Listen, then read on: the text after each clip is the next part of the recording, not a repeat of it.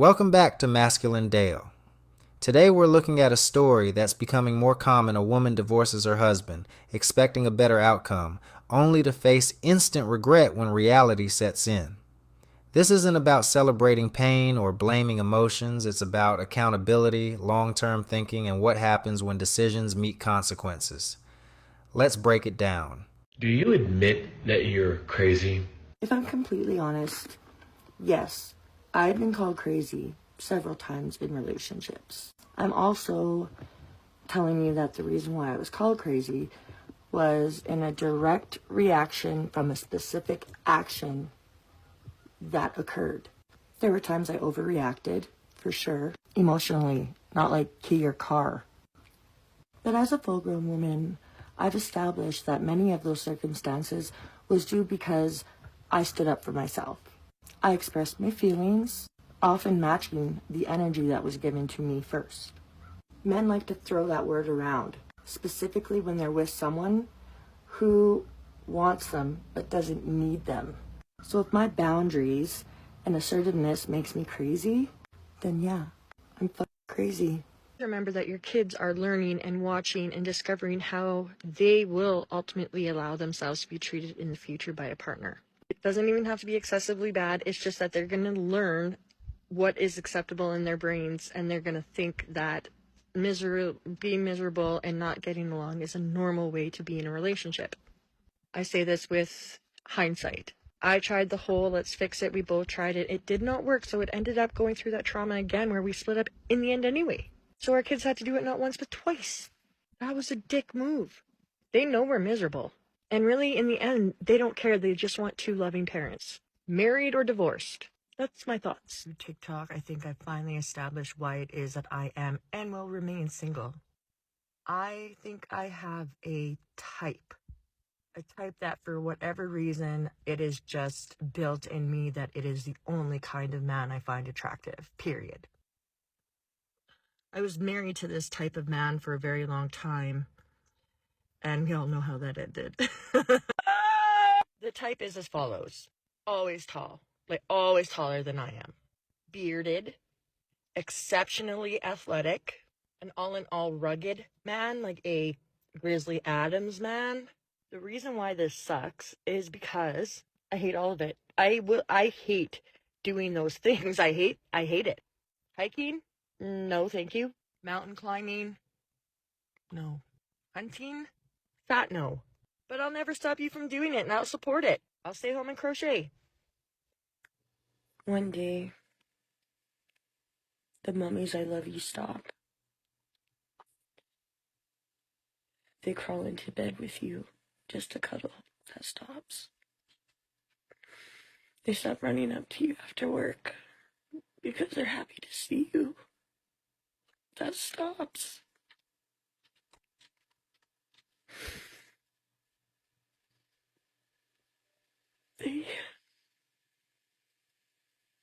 They break you in a way that no other person in the world could. But you still love them. It's like the most toxic relationship on the face of the earth. And you can never leave it. That's being a mom. A lot of people will think that I put myself in this position, or that it's my own fault, that my life is the way it is. Let me assure you that I've spent the last 20 years of my life working really hard to get to a place that I could be independent and support my kids. Okay? I'll start with that. I put myself through school 3 separate times. Okay? I put myself in enormous student debt to be able to provide and have a good career. I was diagnosed with a life-changing illness that I refuse to let it affect my life, so that I don't have to be on AISH for the rest of my life and I can make money myself. I made $1,500 this month at work. I can't pay my rent. I can't buy groceries. I've been using the food bank like a fucking loser. I can't do anything. How is this okay? It's not. My daughter just came in my room. I'll have her tell you what she just asked me for. What do you need? Mom, I need everything you have for a satanic ritual. Okay, so what do you want? But I don't think I have anything. I need anything. Okay, but what is the satanic ritual for? To do what? This will be news to me. I don't know. You don't know why you're summoning the Dark Lord? Yeah, I don't know. Oh god, you're fucking weird. Here, quick question. Would you consider me a cool mom? I mean, yeah. I'm sorry, what was that? I said yeah. Oh, I guess I am. So a quick rundown of what's going on right now is my daughter went to go live with her dad for an undisclosed amount of time because financially I'm not doing good.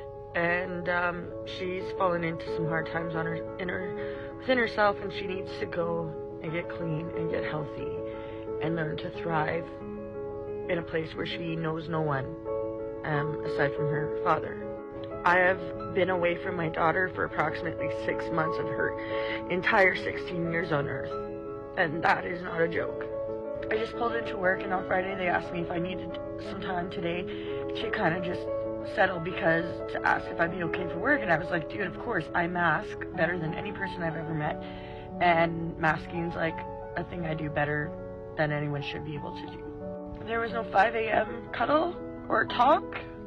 It's been less than 24 hours and I'm a fucking mess. This is hard. Another day. Another reminder that it does not ever get better. Like ever. All these girls out there with hot husbands. Meanwhile, I'm just over here having hot flashes. Jealous? Mental health awareness. I was trying really hard to think of something prolific to do to bring awareness to this topic. And then I realized I'll just be real. How I start every single day of my life.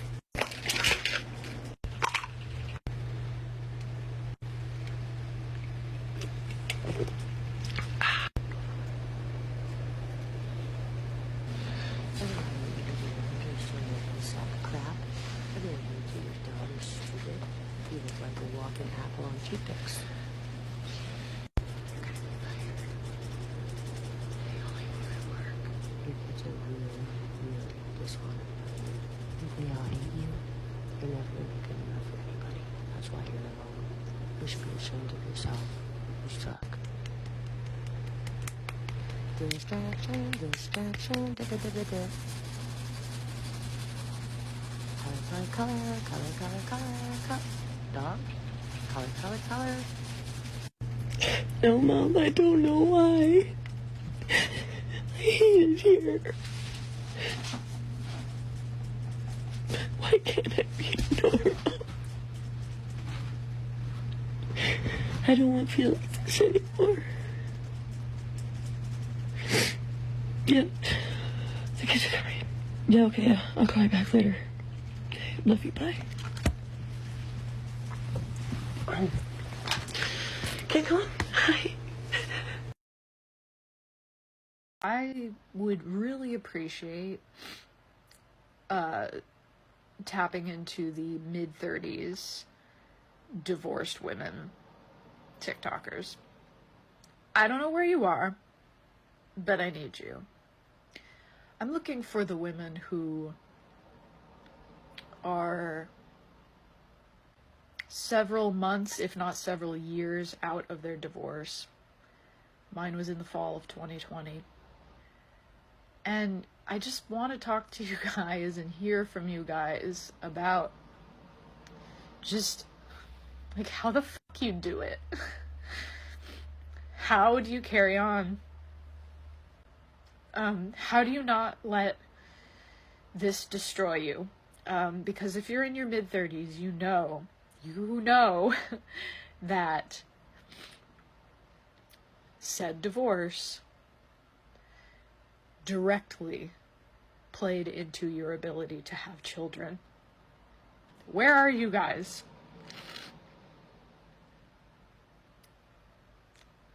And do you need me as badly as I need you? Or have you somehow miraculously figured it all out? And either way, I want to hear from you. The hardest part of my divorce, and I don't know if this is the case for other people, but for me, the hardest part is feeling like I am perpetually in an alternate timeline. And it feels like that because I never pictured a future or a reality where I wasn't going to be with my ex-husband and the community and family that we had. And I just find myself, like, over and over experiencing these moments of, like, just, it's not supposed to be this way. Or, like, I feel like I'm in the wrong timeline. I had a moment this morning where I was emptying the dishwasher and just putting dishes away, and I just broke down thinking, like, this isn't supposed to be my silverware. This is not supposed to be my plates. This isn't supposed to be my kitchen. All of this is wrong. How did I end up here? And I'm trying so hard to find the good parts of this new reality or dimension that I'm in. And I am finding them in pieces, but the loss and the pain and the confusion of what I thought my life was. My mother worked full-time. She went to grad school.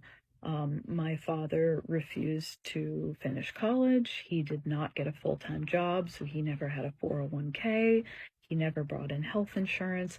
My mother was the one who did all of that, and she wasn't able to do it on one income, so her family contributed financially instead of my father.